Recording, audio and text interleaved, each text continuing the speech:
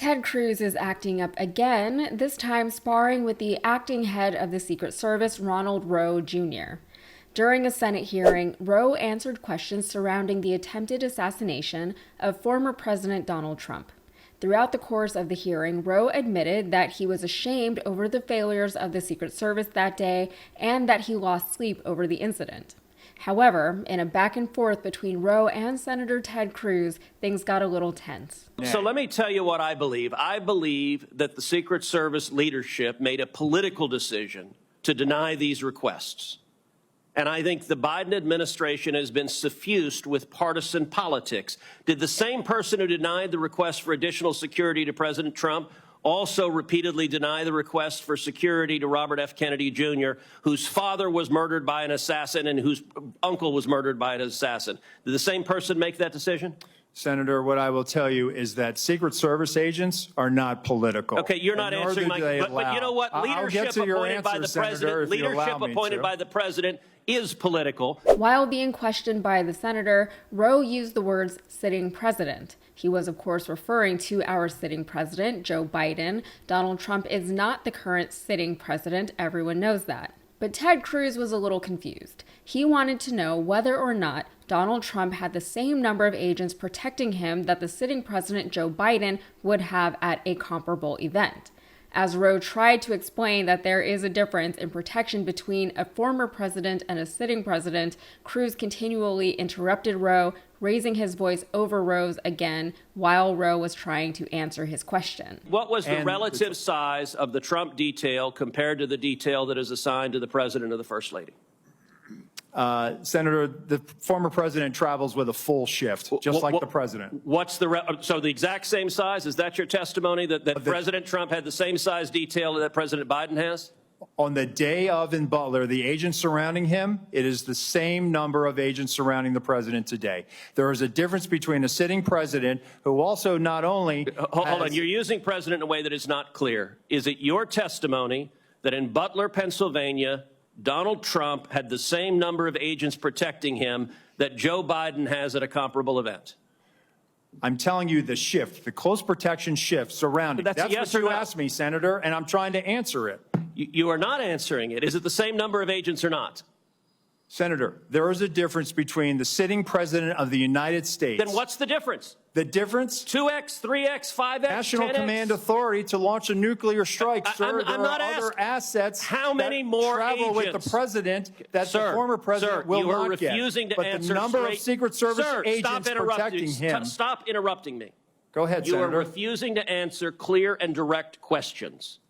I am asking the relative difference in the number of agents between those assigned to Donald Trump and those assigned to Joe Biden. I'm not asking why you assign more to Joe Biden. I'm asking, is the difference, is it 2x? Is it 3x? Is it 5x? Is it 10x? Cruz wanted a number. How many Secret Service agents are allocated to a sitting president versus a former one? Rowe did not give him a number, but it seems obvious why he didn't. It's called the Secret Service for a reason. Now, I can't stand Ted Cruz, that is no surprise. He has become little more than a glorified podcaster. He does shockingly little for his constituents here in Texas, and he regularly engages in performative politics like what we are seeing here. He thinks he's smarter than everyone he encounters, and nobody likes him. Not his daughter, not his dog, not even Donald Trump, who he will simp for all day, every day. And yet he still somehow keeps getting elected here in Texas. The people that I know personally who vote for him don't seem to like him very much. They just vote for him because he is the Republican on the ticket, and they only know how to vote for Republicans. It would be too much of an identity switch for them to actually vote for a Democrat.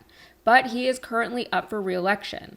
Now, let me preface all of this by saying that I have lived in Texas for about 24 years now. Since I moved here 24 years ago, we've been hearing about a purple Texas or even a blue Texas. In fact, not that long ago, Texas used to be blue. But once the Republicans got hold of the state, they made it incredibly difficult to vote them out. They regularly engage in voter suppression, even going so far as to interfere in local elections in blue cities and counties, and they're backed by all of the big oil and gas money that this state has to offer, and that is a lot of money. I've said it a million times before, the Republicans in Texas are not as popular as the rest of the country seems to think they are here. I get that people outside of Texas and outside of the South really don't understand what it's like down here. I get that people see Texas as a caricature of itself. I used to be one of those people. In many ways, I still am one of those people. This place has never felt like my home, and I really don't get Texas culture, but I have lived within this culture for the better part of my life, and some of the best people I know were born and raised here within this culture, and they deserve better than Ted Cruz, and they want that for themselves. But politically speaking, Texas cities are largely blue and Democratic, but there's a lot of land and a lot of red in between all of those cities. And all of those tiny red counties make up a population formidable enough to take on the city populations in statewide and national elections. In presidential elections, those red districts count for a lot more than the more concentrated blue districts. But in Ted's last senatorial race, those red districts barely saved him from losing his seat to Beto O'Rourke, a Democrat who was seen to be wildly progressive at the time.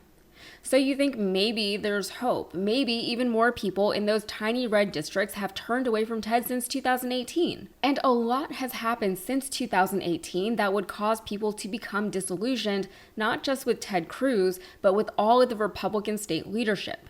From their mishandling of statewide disasters like the polar vortex and Hurricane Beryl, both of which left people without power sometimes for up to a week, to their disregard and disrespect for the lives lost in the Uvalde school shooting, to their refusal to fix the power grid or connect it to a national grid system, to the criminal state officials and shameless and barely concealed corruption, to their overstepping into local governments and school districts, to their efforts to defund the public education system, to their incredibly restrictive abortion laws, and more.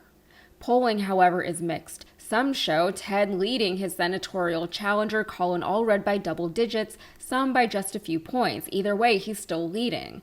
I really don't trust polls, but sometimes they're all you have to go with. I know I personally don't participate in polls, and I imagine many others don't either. But according to Jesse Arm, the director of External Affairs and Presidential Initiatives at the Manhattan Institute, 45% of all likely voters and 54% of GOP likely voters do not know who Colin Allred is or report no impression of him whatsoever, positive or negative. It's not great. I know I get spammed with texts and emails from Allred's team all the time, but I am a registered Democrat and I'm on all of the mailing lists apparently.